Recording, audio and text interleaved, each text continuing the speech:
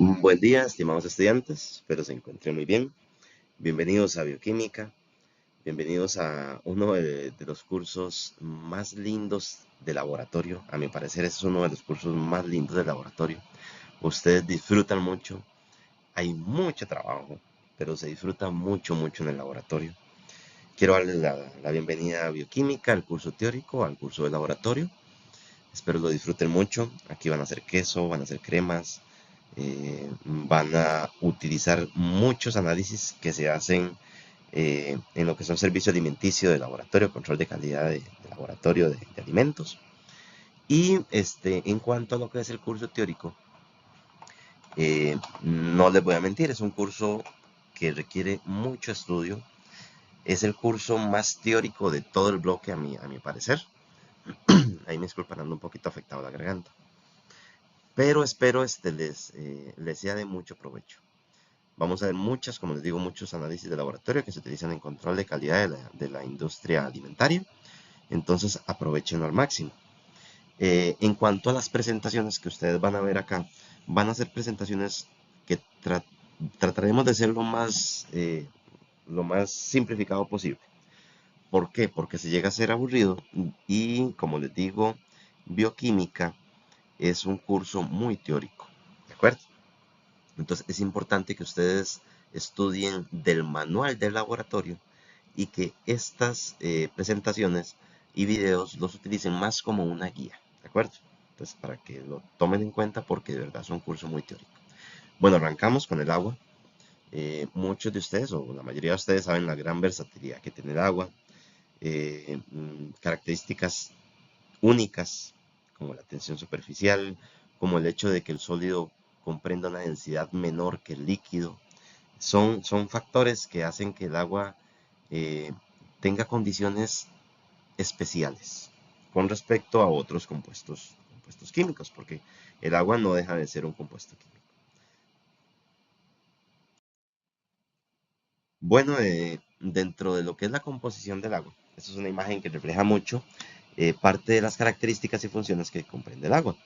75% de composición del cerebro, aparte de que sabemos que el cuerpo está formado alrededor también de 75% de agua. Humedece lo que es el oxígeno que respiramos, amortigua articulaciones. Aquí voy a mencionar algunas, pero es importante, ¿verdad? Como les digo, que ustedes utilicen estas presentaciones como una guía. Sirve para remover desechos, conforma gran porcentaje de la sangre, regula la temperatura. Esto no solamente con el cuerpo, sino con cualquier tipo de situación que tengamos. El agua es un termorregulador, ¿de acuerdo? Ayuda a llevar nutrientes y oxígeno a las células. La estructura del agua, con un ángulo de enlace de 104.5, cuando lo normal es que para este tipo de estructuras el ángulo de enlace sea de 120 o de 109.5. Entonces estamos observando que el agua comprende unos ángulos de enlace que también nos hacen particularmente distintos a lo que son otro tipo de ángulos de enlace en sus estructuras, ¿verdad? Luego, vean que la unión de estos ángulos, o perdón, de estas estructuras del agua, cuando se juntan moléculas de hidrógeno y oxígeno, se forman enlaces muy fuertes, ¿de acuerdo? Esos enlaces llevan el nombre de puentes de hidrógeno. Entonces, es importante también que ustedes manejen esa terminología. Más propiedades del agua, como las que vimos en la imagen anterior. eh, Acción disolvente, sabemos que es conocido como el disolvente universal. Gran calor específico, elevada fuerza de adhesión. ¿Qué significa eso? La capilaridad.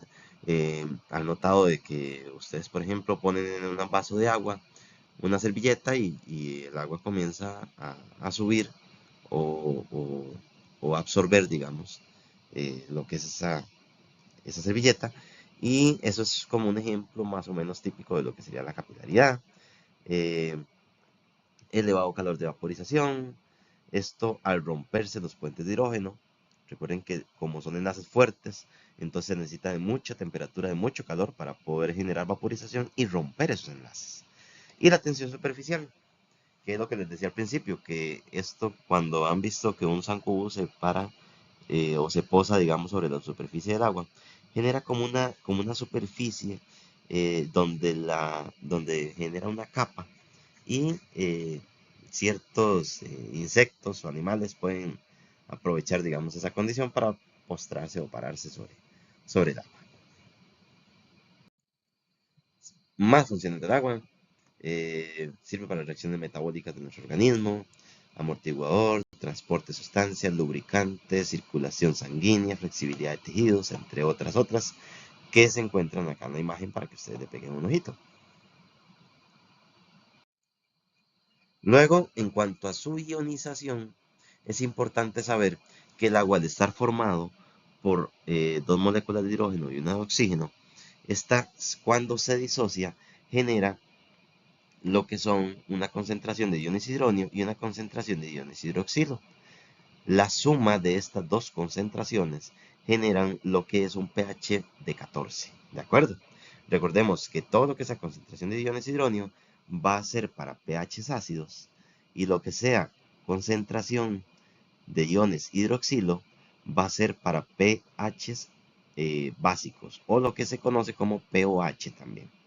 Y la multiplicación de ellos dos, de estas dos concentraciones, va a ser igual a 1 por 10 a la menos 14. ¿Ok? Básicamente eso sería igual, si metemos esto en el logaritmo, sería igual a estar hablando de un pH de 14. Entonces, la suma de las concentraciones de iones hidronio y iones hidroxilo al ionizar o al desionizar una molécula de agua van a generar un pH de 14. ¿Ok? Ambas tienen que sumar un pH 14. Esto es importante que ustedes también lo tomen en consideración. Y esto es como una imagen que refleja la escala del pH, como les dije anteriormente, de 0 a 14. Cuando hablamos de agua tenemos que hablar de pH. Y aquí tenemos ejemplos de alimentos eh, que, o de ciertos productos que contienen o que tenemos en nuestra casa. Y los ejemplos de más o menos el nivel de pH que contienen esas sustancias o esos alimentos. El ácido muriático, que es clorhídrico, bueno, aquí está mal escrito, ¿verdad? Porque es una imagen, ahí me disculpan. El ácido de baterías, que es sulfúrico, jugo de limón, Coca-Cola, vinagre, que es ácido acético. Bueno, ahí va subiendo la lista y va subiendo el pH. Recordemos que pHs ácidos, por lo general en una coloración rojiza, esto en la mayoría de los casos. Y conforme vamos llegando a la parte más básica, va generando una coloración azul verdosa. ¿De acuerdo? Ahí tenemos al amoníaco y a la lejía. Que la lejía es potasa, básicamente. O lo que sería hidróxido de sodio. Luego, en cuanto a ósmosis, es importante porque se realizan procesos de ósmosis tanto en nuestro organismo como también en lo que es, por ejemplo, purificación de agua para plantas de tratamiento. Entonces, hablamos de que la ósmosis es el paso de agua de menor a mayor concentración de soluto. Entonces, cuando se habla de que se utiliza ósmosis inversa, es más bien todo lo contrario, buscar que el agua vaya a una menor concentración de soluto para ir limpiando, generando esa limpieza del agua. ¿De acuerdo? Entonces, esto es importante que ustedes sepan de lo que es el término de ósmosis, de turgencia. Luego la presión osmótica, la presión necesaria para que el flujo del agua se detenga a través de esa membrana semipermeable. ¿Ok? Esa membrana semipermeable puede ser lo que es la célula, ¿de acuerdo? La membrana celular. Luego tenemos ejemplos donde la célula puede deshidratarse, como le llama uno, digamos, en el caso donde tenemos una célula hipertónica, donde hay pérdida de agua. ¿Ok? Tenemos células isotónicas, recordemos que todo lo iso es que hay un buen manejo o un buen equilibrio, no hay cambio, mejor dicho. Entonces hay un equilibrio en este caso entre la entrada de agua que llega a la célula y la que sale de la misma. Y tenemos casos donde la célula se hincha. ¿Ok? Casos donde tenemos que hay una célula hipotónica, eso se llama turgencia. En estos casos es muy riesgoso porque la célula puede morir. En ambos casos, tanto el hipotónico como el hipertónico, si no se cuida, eh, es peligroso que la célula pueda morir. En el caso de una deshidratación o en el caso de que la vacuola se hinche, digamos, en cierto modo de agua y genere una explosión en cuanto a la célula. Y por efecto, digamos, esta muere. Luego la difusión es, bueno, un proceso también que ocurre en nuestro organismo y que el agua es partícipe de. Entonces, la distribución homogénea de moléculas apolares. Recordemos que moléculas apolares significa que no son polares. Y, o de bajo peso molecular a través de todo el seno del agua. ¿Ok? Estos son términos que ustedes los van reforzando ahí en la teoría. Los comento porque no es que vayamos a hacer exactamente algún experimento sobre esto, pero es importante porque es parte, digamos, de las funciones que cumple el agua dentro de nuestro organismo. La diálisis, muchos han escuchado del proceso de diálisis en lo que son hospitales y demás. Esto tiene cierto parecido y, digamos, el agua es partícipe, ¿verdad? Y puede, como les digo, verse reflejado en lo que sería, digamos, una diálisis para poder purificar la sangre de nuestro organismo. Bueno, es el paso de moléculas de soluto según el tamaño a través de una membrana con poros de tamaño específico. ¿Ok? Entonces tenemos una membrana y nosotros generamos un poro para que pase exclusivamente cierto tamaño de partícula específico. ¿Ok? Luego, poco más del agua, en lo que son las sales minerales. Aquí hablamos de los bioelementos, que es un tema que es parte de esta semana, que tiene que ver con todo lo que son ciertos minerales y elementos que son necesarios para nuestro organismo, para que se produzcan de una manera adecuada todas las reacciones químicas que ocurren en nuestro metabolismo. ¿De acuerdo? Y parte del agua es el ciclo del agua. Aquí con esta diapositiva terminamos, digamos, lo que son ciertas características importantes del agua. El agua llega a los océanos, balsas, lagos. Con la temperatura se evapora, llega a las nubes, genera precipitación, se da ahí una filtración y luego, bueno, con las precipitaciones vuelve a caer el agua. En estos momentos se da ahí una filtración en los suelos, se purifican los suelos, se mineralizan los suelos, los lagos, todo esto genera también beneficio para lo que son zonas boscosas y demás.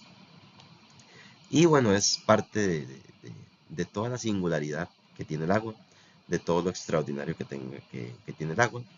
Y espero, bueno, como les dije, lo hicimos muy cortito para que no se haga aburrido. Y ahí repasen mucho lo que es la parte teórica del curso de bioquímica.